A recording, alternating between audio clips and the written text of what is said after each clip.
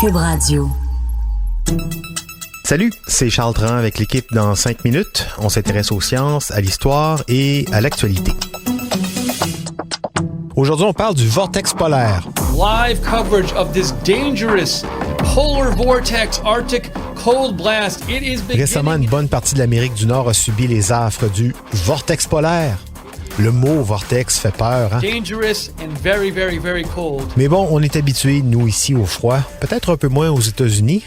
Mais justement, c'est quoi, au juste, le vortex polaire? La température ressentie aussi, on dirait des mots pour nous faire peur. Est-ce que c'est fiable, tout ça? Bon, on regarde ça froidement avec Hélène Lorrain. Il fait un froid de canard. Non, c'est pas un froid de canard, c'est un froid de quoi? Polaire. Un froid polaire. Au Québec, on se souvient cruellement de l'hiver 2014, alors que le vortex polaire nous avait fait un petit coucou. Un froid cristal. Un froid critique. Il est redescendu au courant des dernières semaines, mais il affecte surtout nos voisins américains. Les pauvres, ils capotent. Par exemple, il a fait moins 35 degrés Celsius au Dakota du Nord, moins 20 degrés Celsius à Chicago. Le service postal a été annulé.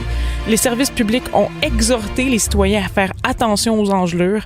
En fait, il a fait froid, très froid même, à des endroits où habituellement il ne fait pas si froid. D'où la panique qui a semblé s'être emparée d'un peu tout le monde. These are ridiculous temperatures, but it's only getting colder. And it's windy in a lot of these places too. Cette vague de froid serait la plus importante de cette génération. Autrement dit, selon toutes les probabilités, l'hiver 2018-2019 passera à l'histoire, aux États-Unis du moins. Bon, pour nous, il a fait froid, mais bon, on est des toughs au Québec.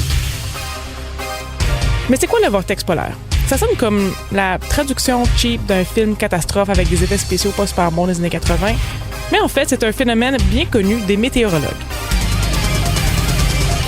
Il y a toujours un vortex polaire qui se promène au-dessus de la région arctique. C'est une masse d'air froid et de basse pression qui circule dans le sens anti-horaire par-dessus le pôle Nord. Il n'est pas souvent dérangé car c'est une masse compacte, puissante, bien centrée et surtout cadrée par des courants jets bien délimités. Les courants jets, ce sont des vents de haute altitude. Mais parfois, le vortex s'affaiblit et il plonge vers des zones plus densément peuplées. Ça, c'est nous. Dans notre cas, en décembre dernier, une zone d'air chaud et de haute pression a poussé sur le courant jet délimitant le vortex polaire, l'affaiblissant par le fait même. Depuis, il se répand un peu partout. On parle beaucoup de l'Amérique du Nord, mais l'Europe a aussi eu froid. Et on doit subir cet air froid tant que le courant jet n'est pas rétabli. Qu'est-ce qui rend le tout encore un peu plus dramatique? C'est la température ressentie. Ça, on en parle beaucoup, un vortex polaire ou pas. C'est le fameux indice de refroidissement éolien ou le facteur vent, comme il a été nommé voilà quelques années. L'idée à la base semble excellente. On a tous remarqué, particulièrement lors des premières journées froides d'automne, qu'une journée à 5 degrés Celsius quand il fait soleil et une journée à 5 degrés Celsius quand il y a une épaisse couche nuageuse, qu'il pleut et qu'il vente, ça ne se ressent pas du tout de la même manière. Des météorologues canadiens et américains ont donc développé et affiné une équation mathématique pour rendre compte de cette sensation sur la peau nue.